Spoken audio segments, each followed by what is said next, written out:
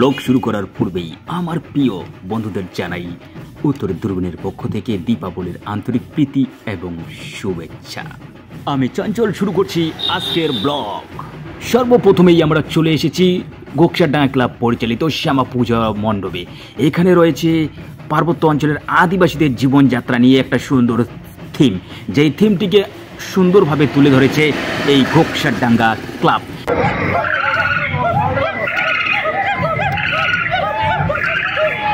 Ngoài ra còn rất nhiều các loài động vật hoang dã như ngựa vằn, linh tinh đầu bò, hươu nai, tuần lộc, chúng đều là động vật ăn cỏ trong tự nhiên.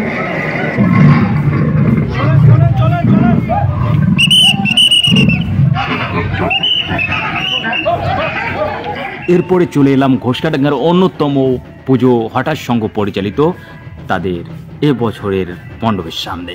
তো দেখতে পাচ্ছেন আলোয় ঝলমলিয়ে উঠছে এই প্যান্ডেল এবছরের সবার দৃষ্টি আকর্ষণ করছে।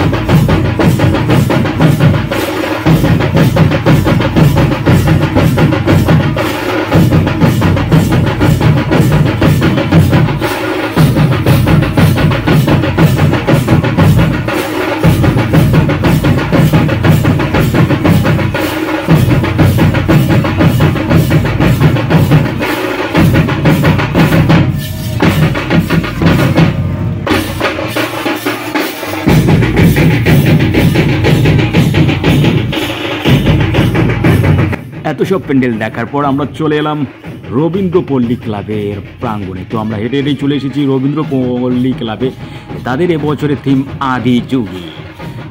সত্যি একটা ডিসপ্লের মাধ্যমে এই আদিযুগী থিমকে তারা সুন্দরভাবে তুলে ধরেছে।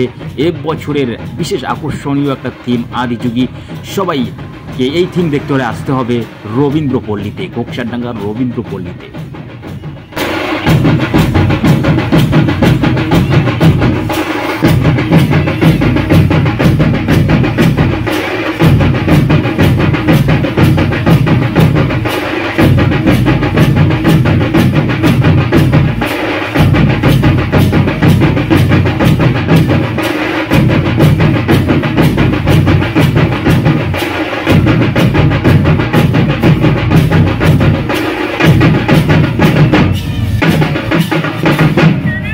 এত সব দেখার পর আমরা গুটি পায়ে এগিয়ে চলছি গোকসারডাঙ্গা পিএস মানে পুলিশ স্টেশনের দিকে। তো আপনারা জানেন গোকসারডাঙ্গার মূল পুজো গোকসারডাঙ্গা পুলিশ স্টেশন। এবারে গোকসারডাঙ্গা পুলিশ স্টেশনের বিশেষ থিম রয়েছে। এই যে চোখের সামনেই দেখতে পাচ্ছেন চোখ ঝাঁঝালো এক মণ্ডপ তৈরি করেছে এই গোকসারডাঙ্গা পুলিশ স্টেশন।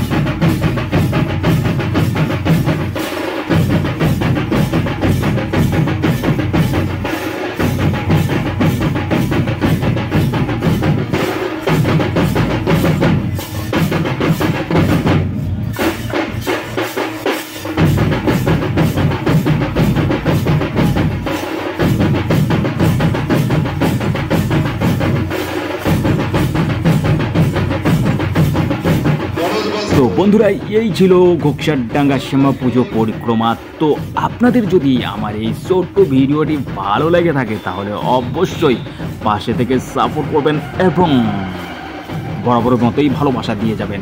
ততক্ষণের জন্য আমি চঞ্চল নিচ্ছি বিদায়। দেখা হচ্ছে নতুন কোনো ভিডিও নিয়ে খুব তাড়াতাড়ি। ততক্ষণের জন্য সবাই বাই বাই, টেক কেয়ার, ভালো থাকবেন, সুস্থ থাকবেন।